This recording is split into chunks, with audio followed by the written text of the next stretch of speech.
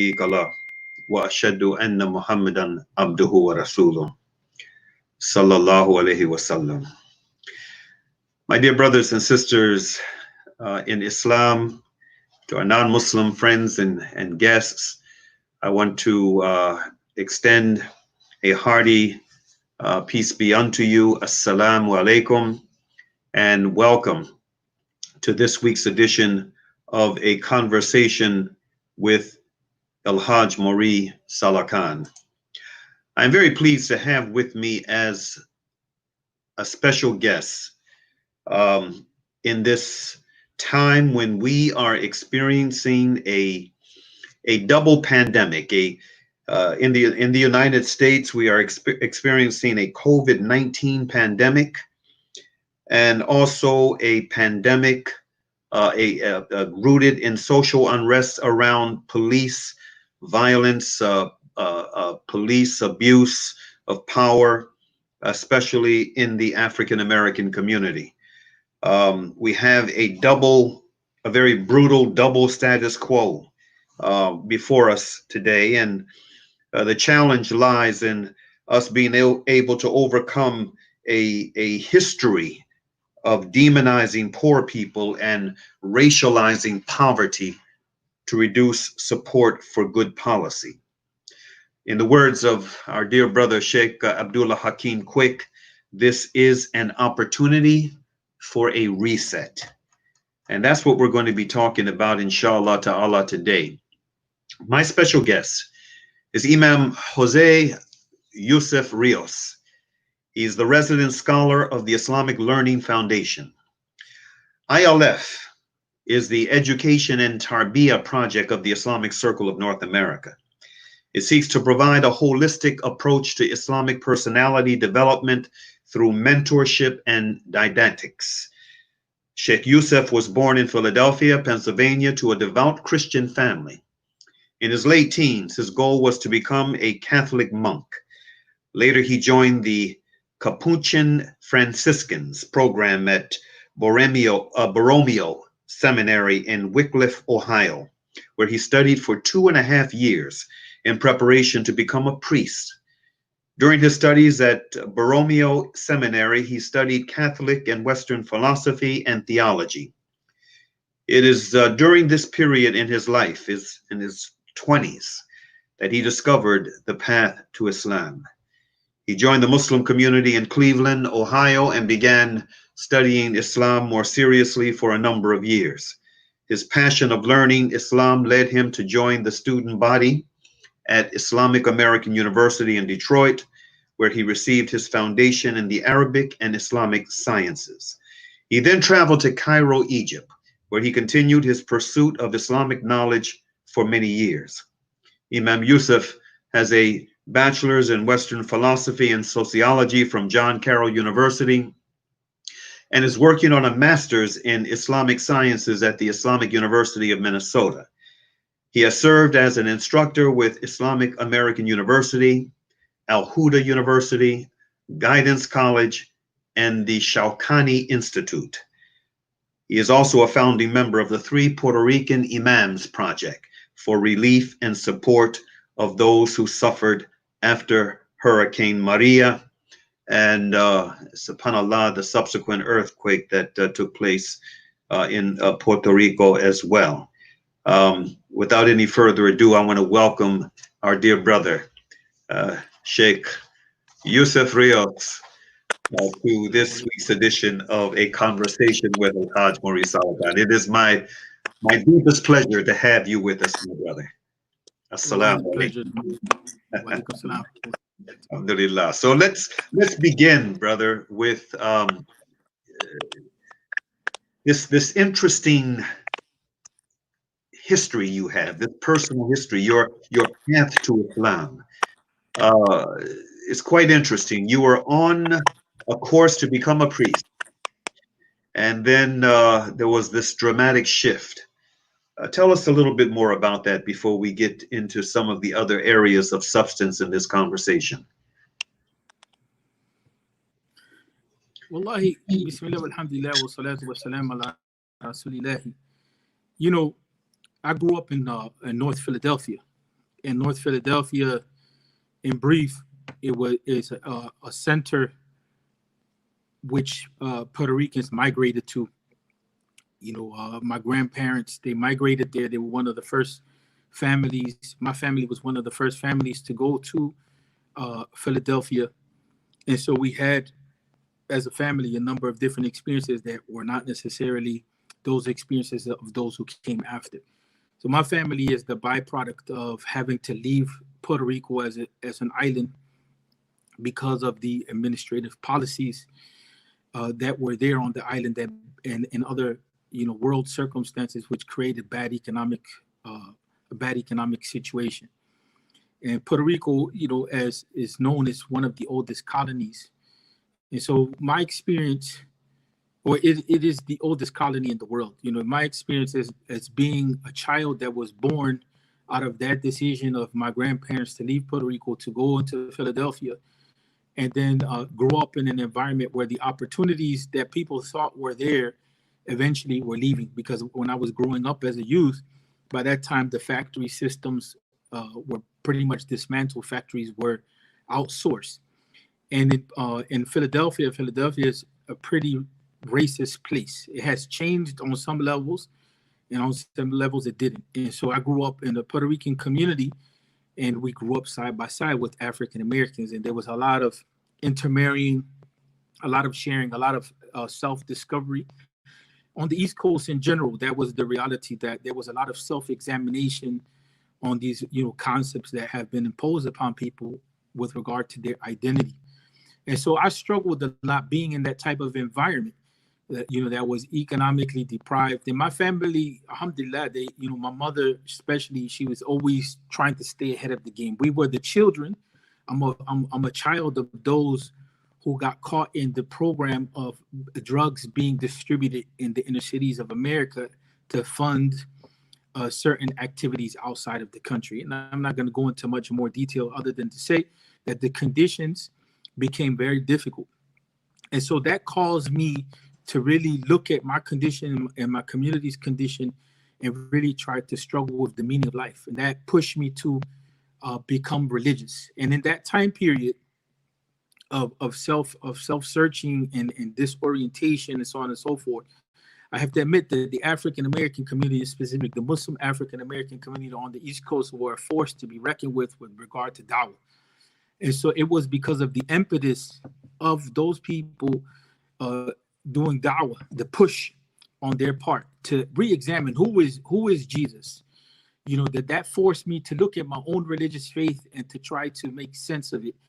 And I didn't want to just immediately abandon it, but I had posed a challenge to myself. I posed a challenge that I would study the faith of my fathers and try to really orient myself and do that work that was necessary, do a lot of that cultural study work, psychological work.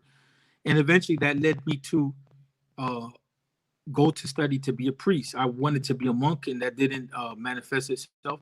But in the back of my mind was this idea of, is this the truth or is this not the truth? Because there were so many different elements of dawah at work, whether it was in popular culture or brothers actually doing dawah, especially on the East Coast, that pushed me to be critical. And that's eventually what led me to go to be a priest, to study to be a priest, and then eventually it pushed me outside of Catholicism and into Islam. Yeah, it's interesting, brother. And it may come as a bit of a surprise, but your brother Saalakhan, my early formative years from about age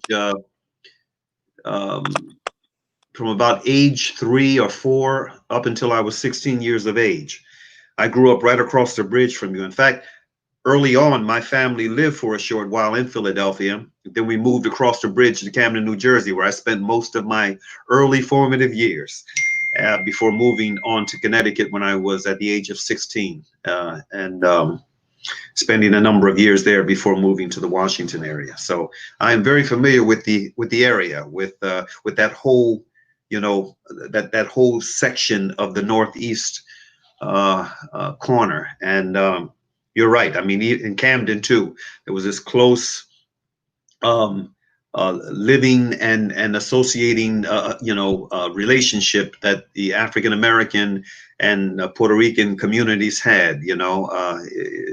Quite interesting.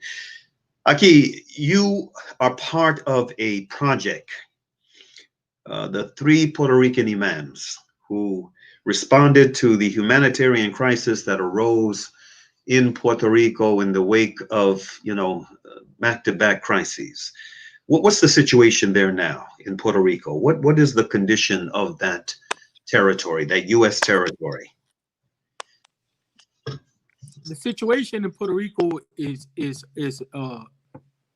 it has deteriorated.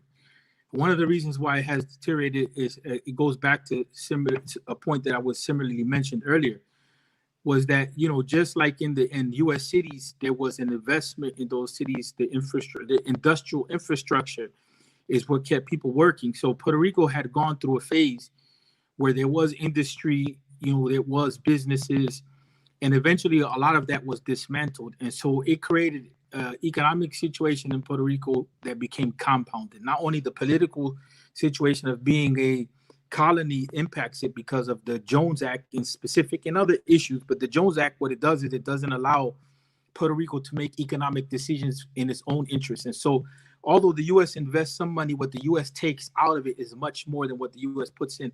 And by the way, the Puerto Rican people, they pay taxes.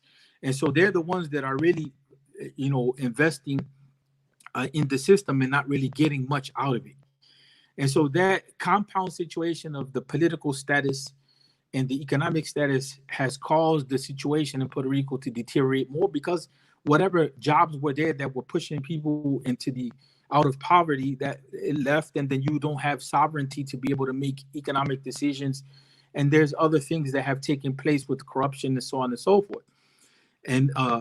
And so Puerto Rico is going through a very difficult time. It has one of the highest crime rates within the U.S. boundaries, so to speak, political boundaries. It has an extremely high murder rate by guns, and it has a horrible problem with domestic violence towards women, and even the killing of women. And so this situation is really one in which the psychology of the people is not being examined. It's easy to say there's criminality and so on and so forth, but the psychology of the people is such that political status and that economic situation has made life deteriorate. That doesn't mean that there's no positives on the island and there's no good things going on. There's tons of good things going on. There's tons of efforts. But what has happened in Puerto Rico now is that there is, after Maria or the Hurricane Maria, the federal funds that were supposed to go, these federal funds were collected by taxpayer money that were supposed to go to rebuild the island, never got there during this administration's time. And so it has compounded the problem of Puerto Rico that you had all of this baggage already of the situation deteriorating, and then you have these hurricanes, because there were two. There was Irma and Maria. Maria was the one that hit the hardest. And then you have the earthquakes. And so in the middle of that, you have political corruption. You have a number of different issues. So the situation in Puerto Rico is not looking too good in terms of the status of the people. The medical infrastructure has been collapsed in many places. It was already going that way with privatization, but it has collapsed even further because of the hurricane. And again, the funds that were promised never got there. And then there's political corruption, so monies were stolen. So Puerto Rico is really on a gridlock, and the future of Puerto Rico is hanging, on a thread. There's gentrification that's there, so we see similar effects to Hawaii, and there's the issue of inflation. There's the issue of inflation, and up to now, there's no stimulus package 8. And now they're kind of begin to see some of the COVID cases go up. And so it's really a situation in which is problematic. The mental health condition of the people has deteriorated because you have people that, they were suffering from PTSD from going through a hurricane, and they lost everything, and they began to rebuild, and they were kind of seeing the light, and then they got hit with the earthquakes on one part of the island, and then just now the economic decisions that were taken by the local government, and the fact that the federal government really never sent the monies there to see them distributed properly. there's a relationship between the federal government, the local government, which has strangled the people. It has caused a mental health crisis, and that's kind of where things are at, and the people overall in Puerto Rico are really looking for Congress to be part of that solution. Before, people were going to the UN and making the case about Puerto Rico's status, but really the fate and the status of Puerto Rico is decided in Congress itself. And it seems to be an issue that is always marginalized or put to the side or neglected. And that's overall, what's going on in Puerto Rico.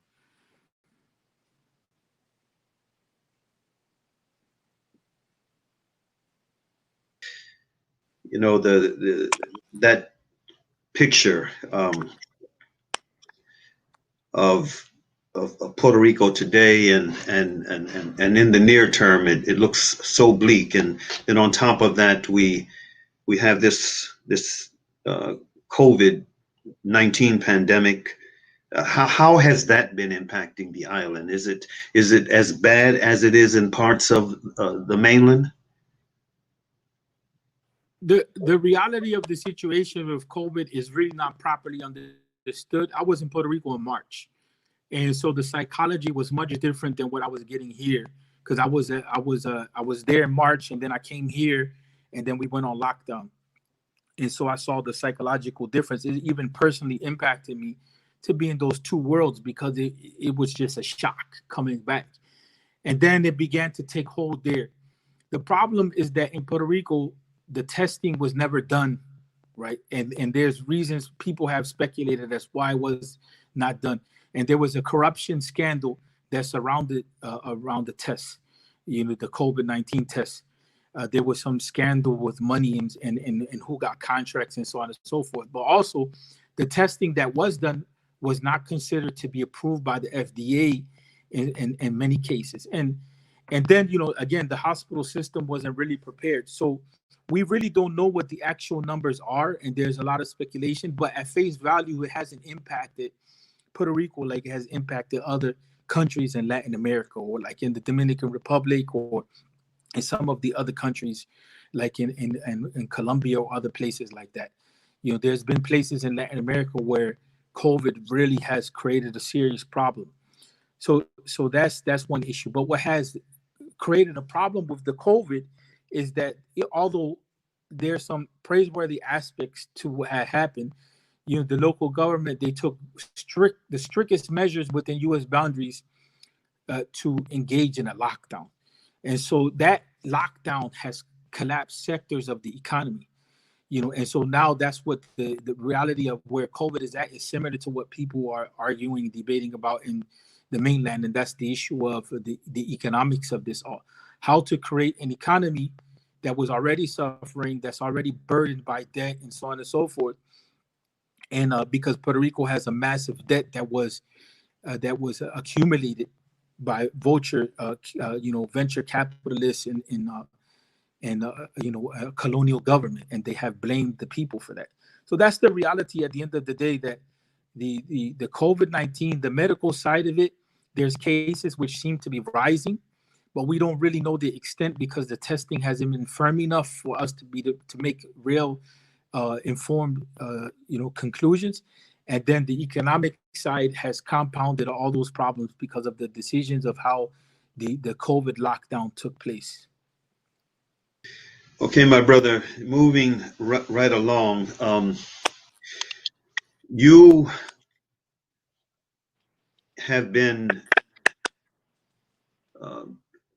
pretty active in the social media sphere, especially on Facebook, with your periodic presentations,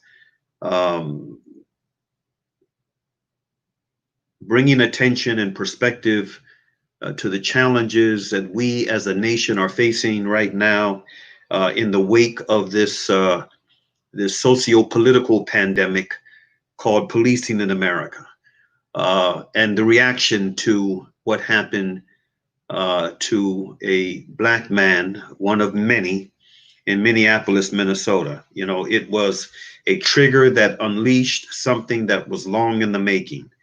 And you are on the same page as I in seeing this moment as a uh, a very unique moment in American history. Uh, Share with the viewing audience your perspective on what uh, has been going on from coast to coast here in this country and abroad as a result of the police homicide, the unjust and very brutal police homicide of George Floyd in Minneapolis, Minnesota. Your perspective. Bismillah, alhamdulillah, wa salatu wa salam ala rasulillah. There's so much to be said here that is almost, it's challenging to know where to begin. But one of the things that I wanted to say is that there's actually been 4 police killings after including George Floyd, within this time period of a couple weeks or 3 weeks. About 3 have been African American, and 1 was a Latino who was shot 22 times. And recently, last night in Atlanta, there was another killing, and the guy was shot in the back, and the details are still being worked out as to why that took place. But the local authorities have been, because there's a Wendy's that the person was shot at that has been burnt down, and that took place last night. So the killings continue. I think that we're at a critical moment. This can be looked at from a number of different angles. This is the U.S. dealing with its own apartheid, for the South African community. This is something that, this is something very similar to the challenges that were being faced and still being dealt with, when it comes to the issue of apartheid.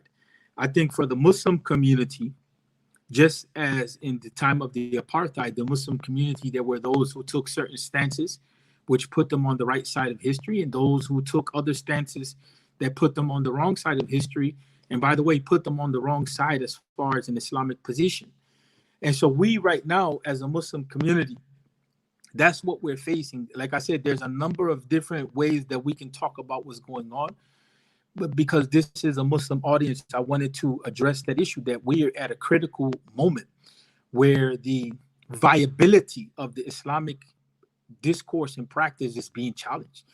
And many Muslims are looking at this as just an event of history that's passing, and they're not seeing how it is that the positions that are being taken in the discourses and the postures of the Muslim community is really going to shape the next 25 years, in my opinion, to maybe 50 years, about 2 generations, so on and so forth, of relationships that Muslims have to each other and that Muslims have to the society.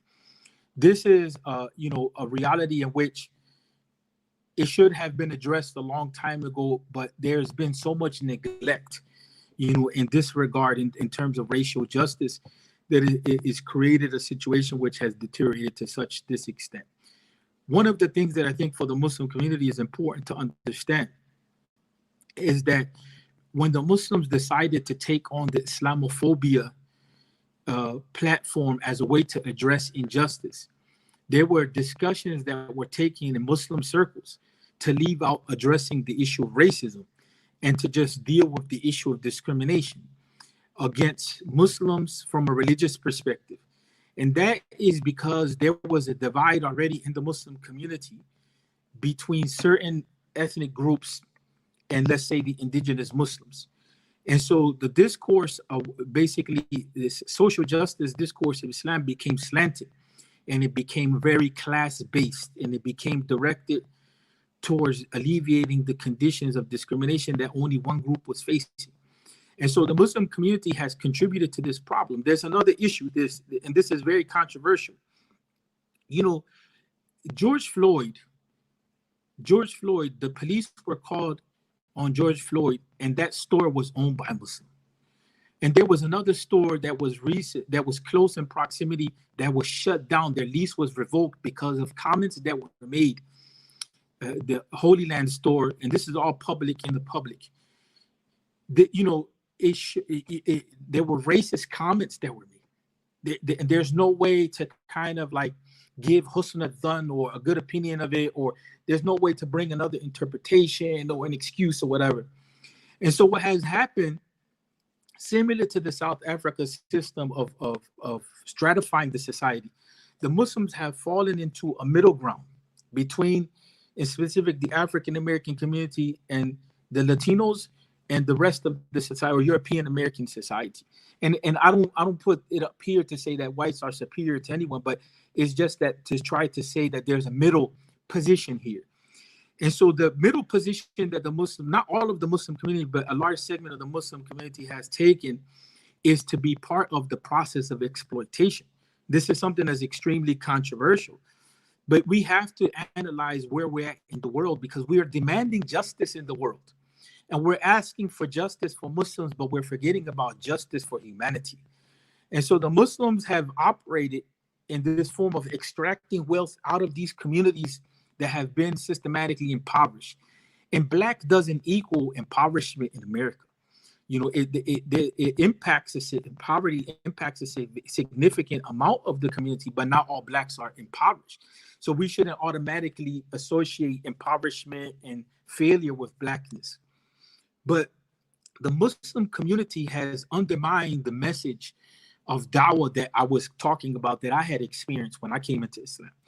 Because in a lot of the urban centers, Islam meant transformation and change and empowerment and justice and dignity and building and community. It meant light. It meant goodness. It meant another change that was in the interest of human dignity and development.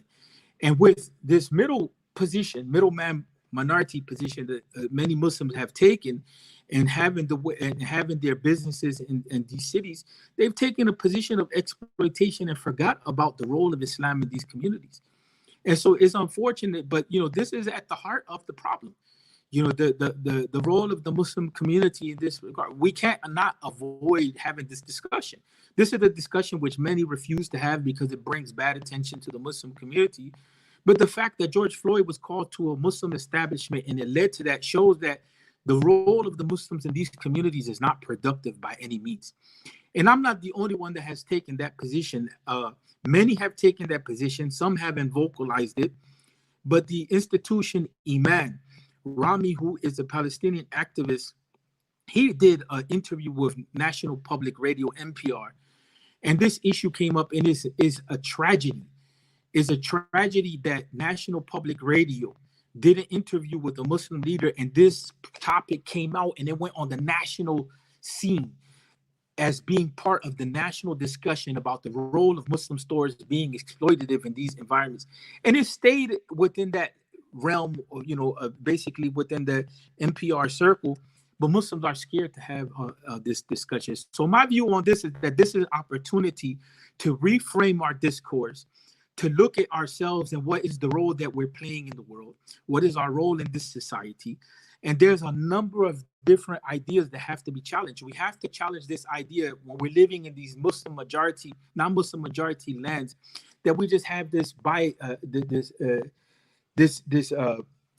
this divided role, or this bifurcated vision where we're looking at them and us. We have to look at ourselves as part of this society. No, we're not going to get lost like the Muslims were lost in Bosnia, but we have to look at the humanity of others and what Islamic teaching says about our neighbor without political correctness, and what it is that we contribute back to the society. That's the first thing. So we have to look at what it is that Islamic tradition says about living in these lands, outside of just saying that this is a place of kufr. That's not going to work. We have other teachings which give us responsibility, that this is, for instance, we deal with people according to their orientation. So we're the people that have accepted the da'wah, but others are the recipients of da'wah and they have rights over us. And we should look at that. The other issue is that the role of the indigenous Muslims, the U.S. is unique in that the U.S. has a large indigenous community of Muslims. It's not like other places where Islam has gone into. And so what is the role of the Muslim community in making sure that the indigenous community develops itself? And so we have to look at the way zakat is being distributed, and the way that sadaqah is being dealt with, and the way that we look at community work. And so for a long time, we made excuses as to why we can't follow the default position on zakat, especially zakatul fitr, that the zakat stays in the locality of which is collected in.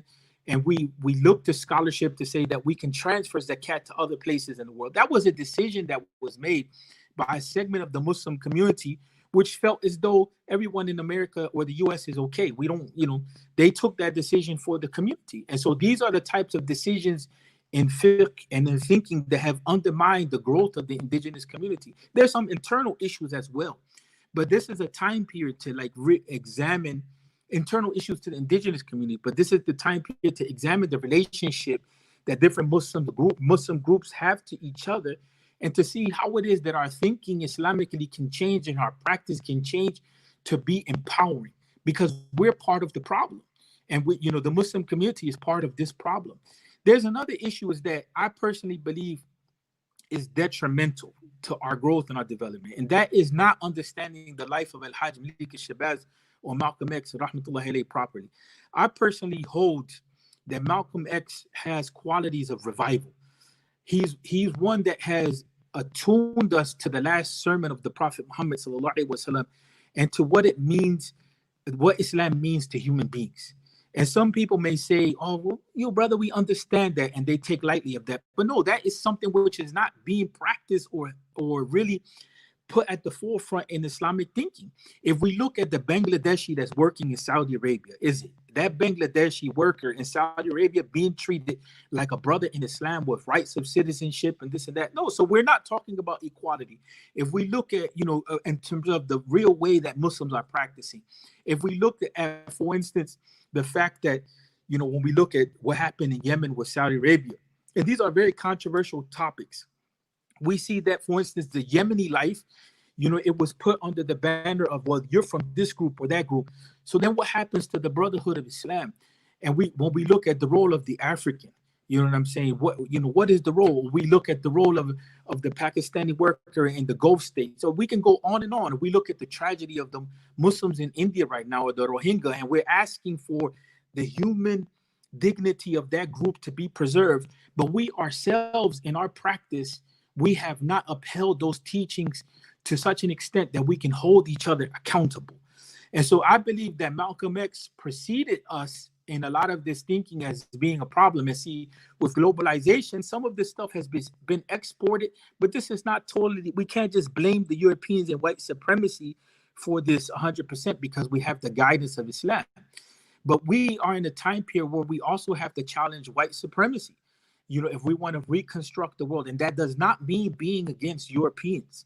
It does not mean being against Europeans. What it means is, addressing a system which is really not a system which is just, and is not a system which allows us to flourish as human beings. When you have Muslim countries that are investing in skin bleacher, that skin bleaching, what's invested in it is enough to prop up multiple nations. That's how much money, if we were to put all of the Muslim world together, and we were to see what portion of their gross domestic product is being, what portion of the economy is being invested in skin bleaching, then it'll be something which is eye-opening, and it shows the psychology that we have. It's not the psychology of a healthy Muslim, because we're hating the bodies that Allah created us with, and how we deal with each other. And we shouldn't reproduce systems like the apartheid or the caste system of India, or any system, or the systems that we're seeing here, if we really want to talk about Islamic values and contributing back to the world. So I believe we need to examine the legacy of Al-Hajj Malik al-Shabazz in that regard, and regard him as being one who can be considered a reviver of certain aspects of the deen, even having the boldness to talk about the political problems in your society as a Muslim and stand up for issues of justice. We don't necessarily have to take on every orientation that he put forward, but there's just certain things that the Muslims are neglecting, which have got us to this situation that we're in now, whether it's in the US or in the Muslim world. And that's the stagnation and the isolation approach, and the accepting of injustices which come back to haunt us. If you look at the state of India, if you look at the state of South Africa, if you look at the conditions in the US, the question is not to blame these societies 100%.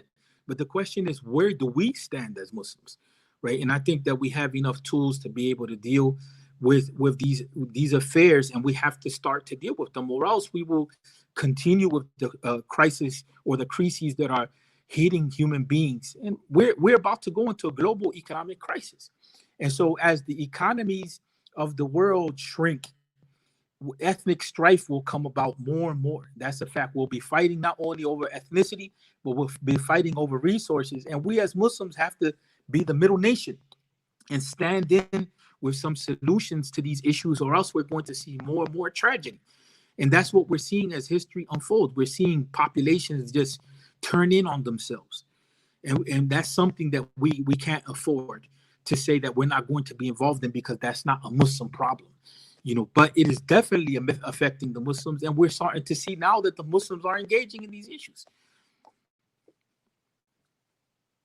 Absolutely agree with the perspective that you just shared. On that note of this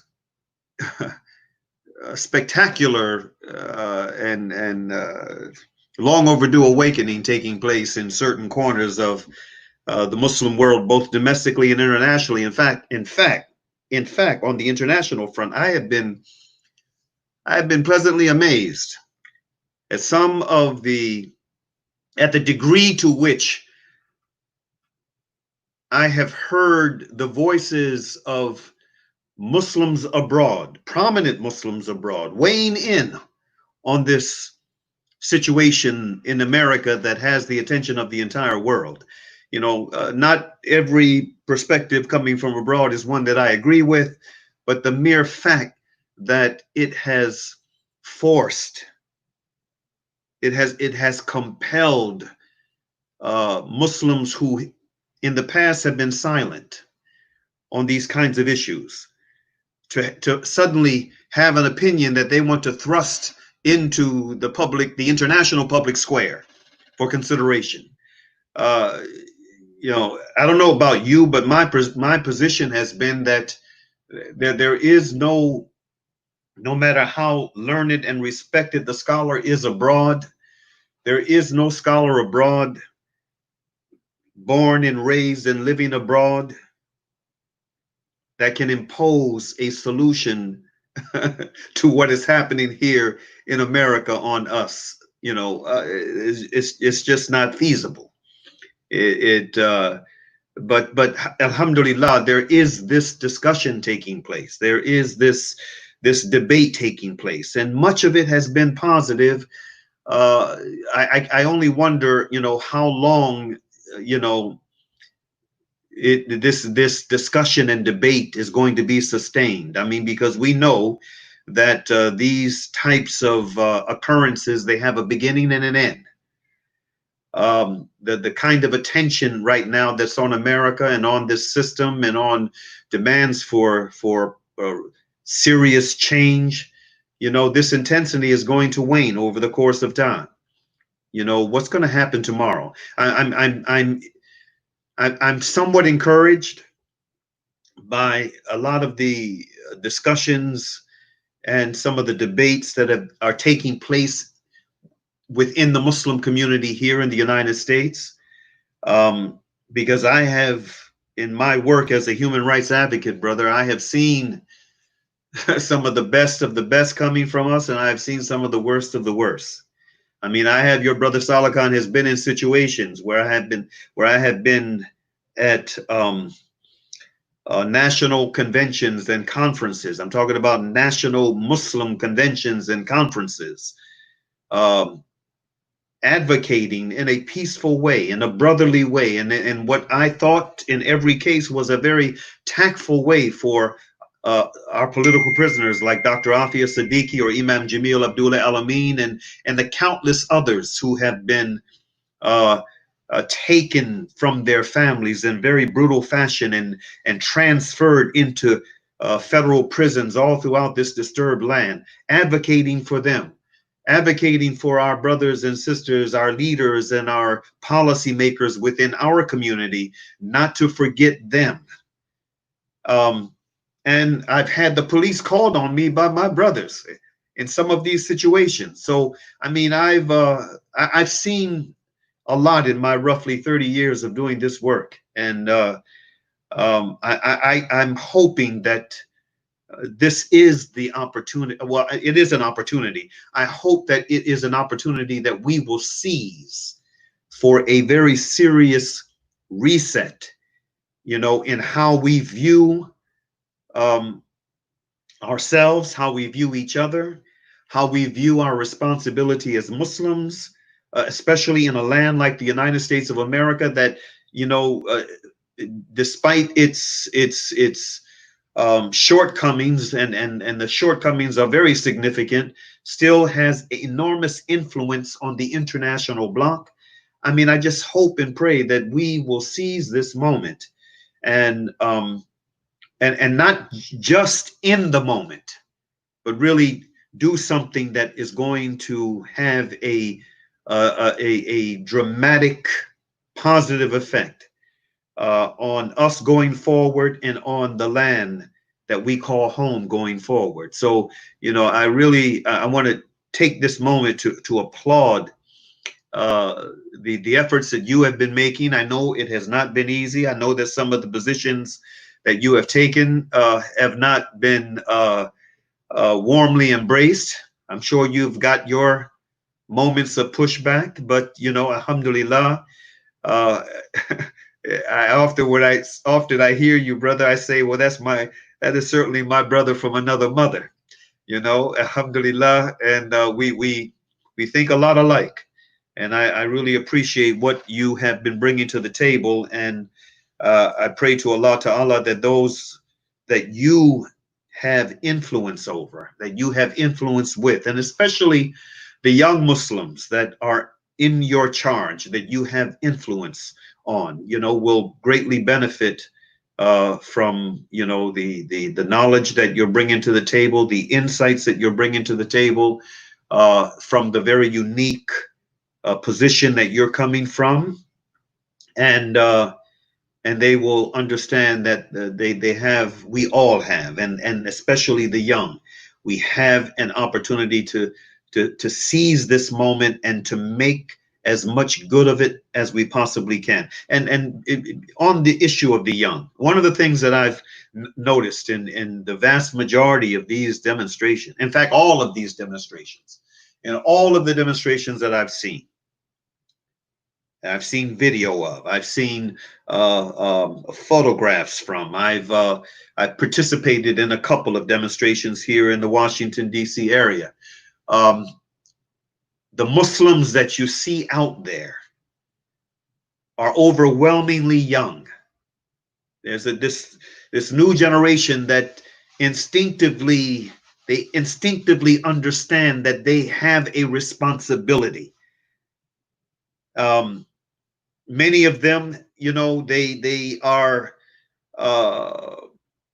they have different levels of understanding of their deen, but they understand that there is a requirement for them to be out there, and for them to add their voice to the voices that are calling for change. And that has, for me, been very, very encouraging. I'm reminded of that observation that was made by Frantz Fanon in his celebrated work, Wretched of the Earth. He said, each generation must, out of relative obscurity, discover its mission, fulfill it, or betray it. And this is something that our young Muslims of all different tribes instinctually understand, and the other young people. I mean, the vast majority of these folk who are attending these massive demonstrations are young people. Most of them, the vast majority, are young. And the other thing that gives me reason for optimism is how diverse these mobilizations are, how very diverse they are, how huge they are in number, and how diverse they are, and how they have been sustained. Every day there have been demonstrations in some part of the United States, and then there are the demonstrations abroad. This is a very unique moment that we're in, and with that being said, what is your view? I mean, there's been from certain quarters some pushback on Black Lives Matter as an organization.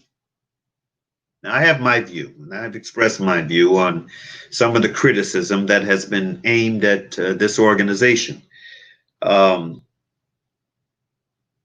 and some of the criticism that has been directed from certain quarters, from certain Muslim quarters, and some of these Muslim quarters are brothers who are supposed to be, and some sisters who are, well informed Islamically.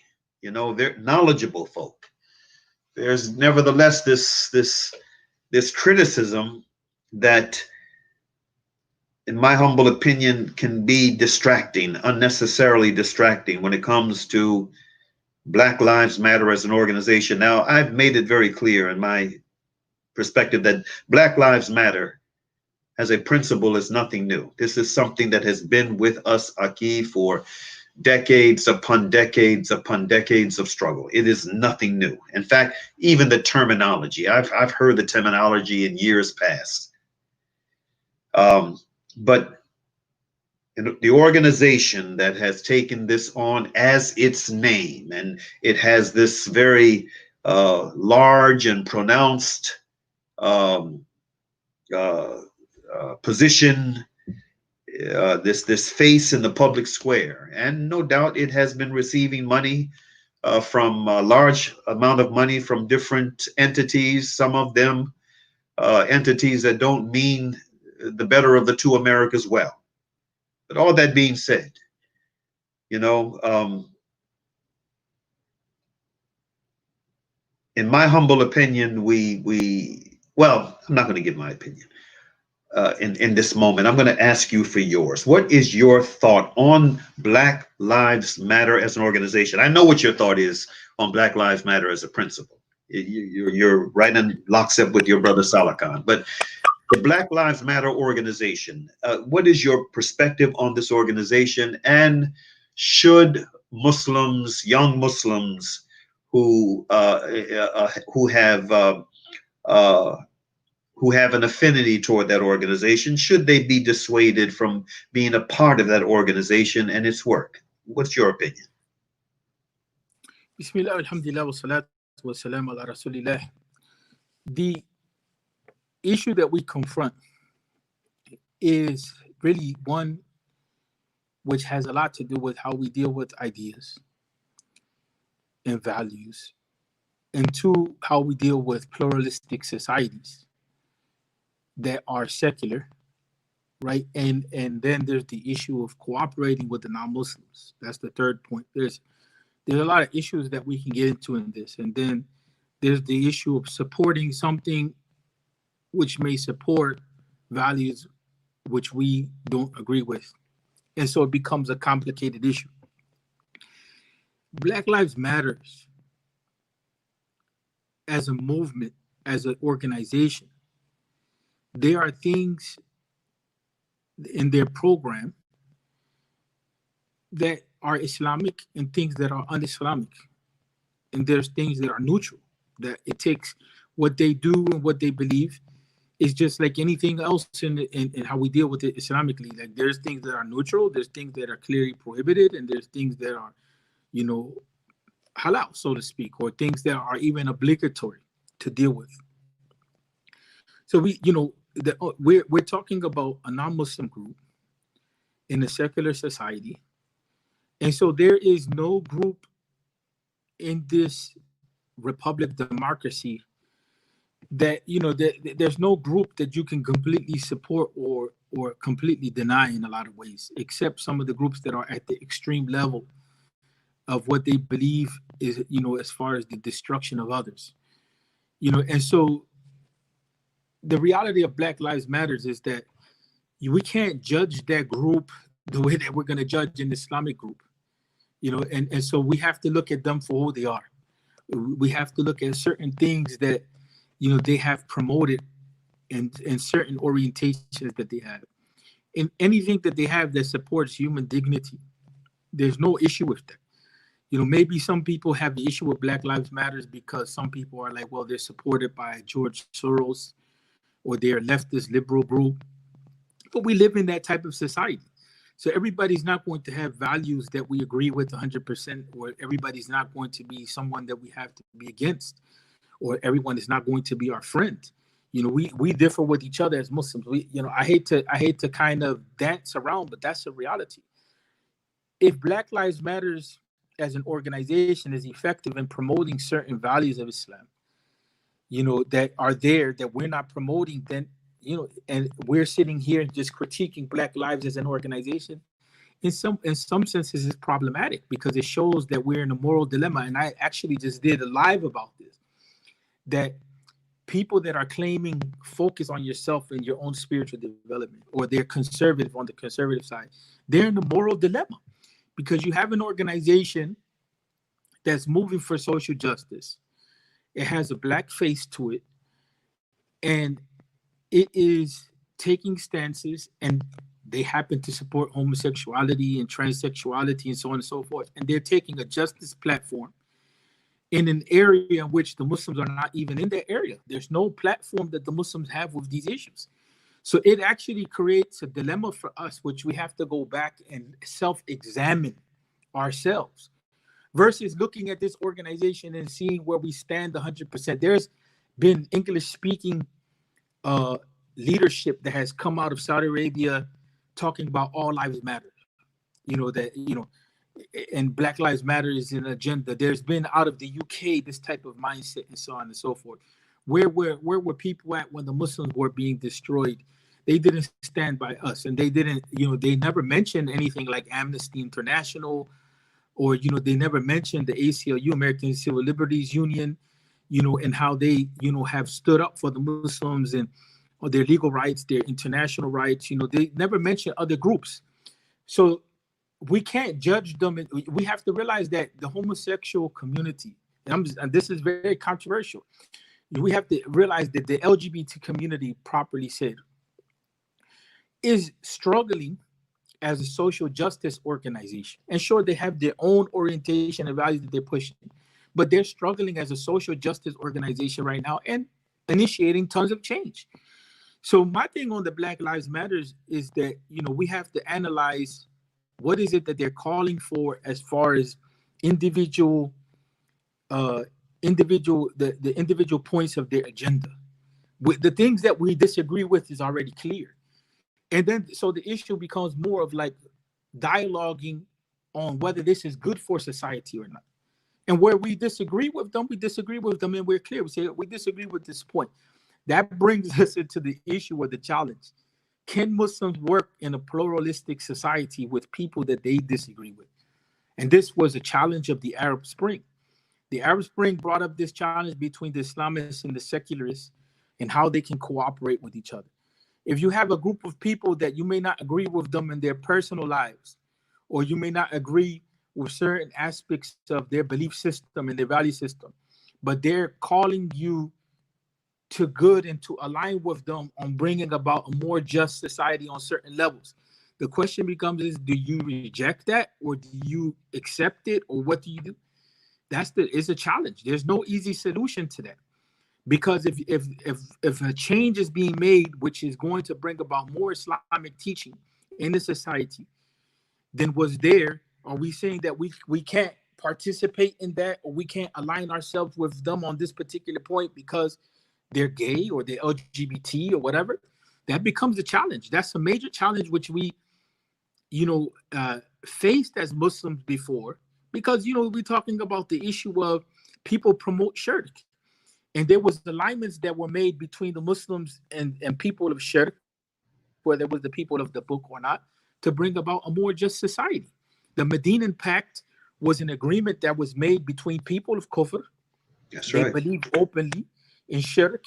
Mm-hmm. And actually some people in the Black Lives Matters movement, they're religious.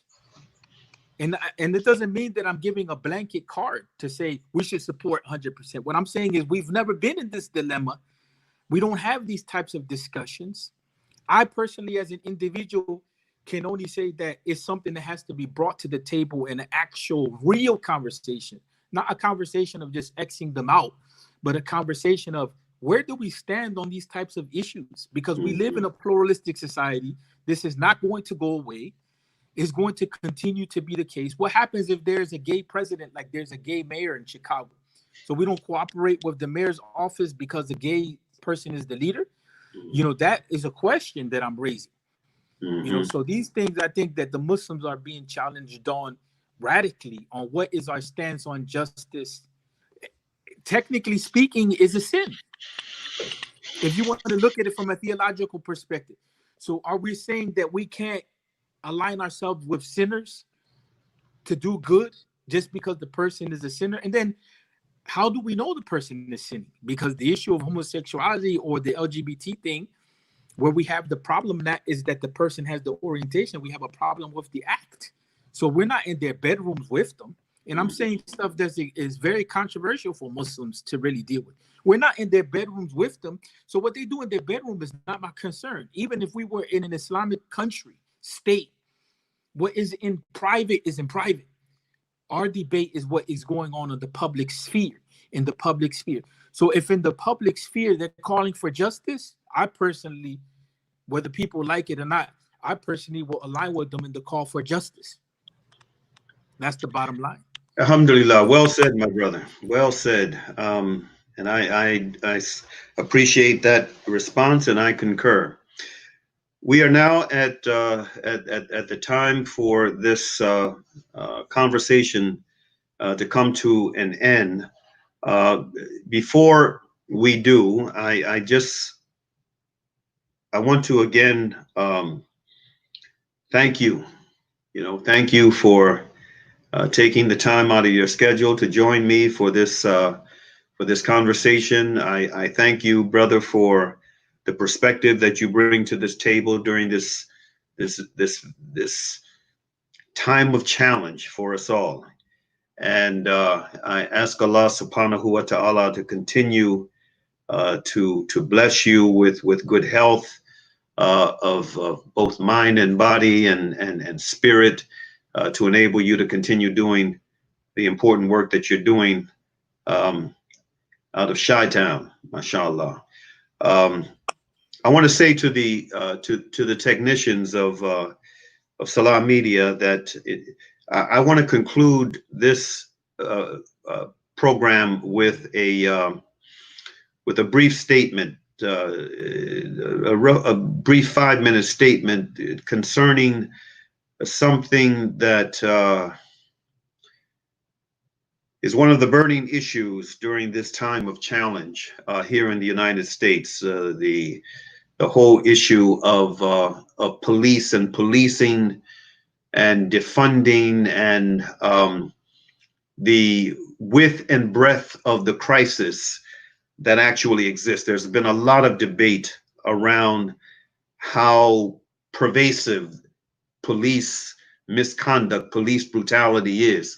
And I want to share something. Just take a few short minutes at the end of this program to share something with our viewers as a whetting of the appetite for something that I'm going to present later in one of my Facebook Live presentations beginning this evening. Inshallah ta'ala, this evening I'm going to do a Facebook Live presentation in part 1 of this series, and just continue to do one each evening until we exhaust this very special study that USA Today engaged in. It's a very, very provocative study, and I'm sure that this will be one that you will be very interested in reading yourself, Sheikh Yusuf, and making it a part of your discussions going forward around this issue of policing in America. But with that said, my brother, again, I want to thank you. May Allah ta'ala bless you. May Allah bless your family. May Allah bless the work that you're doing in your community. And I consider the Islamic Circle of North America that they have a real jewel in of having a brother like you within their fold, leading the area of study and development, Islamic development of our young that you're engaged in. May Allah ta'ala bless you going forward. Assalamu alaikum, my brother. Now I'm going to go to this statement I want to share. This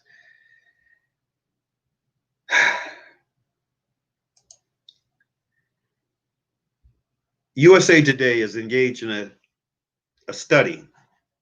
In fact, it began in 2019. It began last year. It led a national effort to publish disciplinary records for police officers. This is very important, brothers and sisters. So this is very, very important. So please take what you're about to hear to heart. And inshallah ta'ala, if you're able to join us for the presentations that will begin 7:30 this evening, Eastern Standard Time. That's Washington, D.C., New York City time. And then they're going to continue each day until I get through the published part of this study that USA Today has engaged in. Again, in 2019, USA Today led a national effort to publish disciplinary records for police officers. George Floyd's death has renewed calls for transparency. Also, it has ignited calls for police departments to be defunded, which is, for understandable reasons, a very controversial and hotly debated matter right now. At least 85,000 law enforcement officers, 85,000 law enforcement officers across the USA have been investigated or disciplined for misconduct over the past decade. Officers have beaten members of the public, planted evidence, and used their badges to harass women. They have lied, stolen, dealt drugs, driven drunk, and abused their spouses. Despite their roles as public servants, the men and women who swear an oath to keep communities safe can generally avoid public scrutiny for their misdeeds. The records of their misconduct are filed away, rarely seen by anyone outside their departments. Police unions and their political allies have worked to put special protections in place, ensuring some records are shielded from public view or even destroyed. Reporters from USA Today, its affiliated newsrooms across the country, and the nonprofit Invisible Institute in Chicago spent more than a year creating the biggest collection of police misconduct records. Obtained from thousands of state agencies, prosecutors, police departments, and sheriffs, the records detail at least 200,000 incidents of alleged misconduct. Much of it previously unreported. The records obtained include more than 110,000 internal affairs investigations by hundreds of individual departments and more than 30,000 officers who were decertified by 44 state oversight agencies.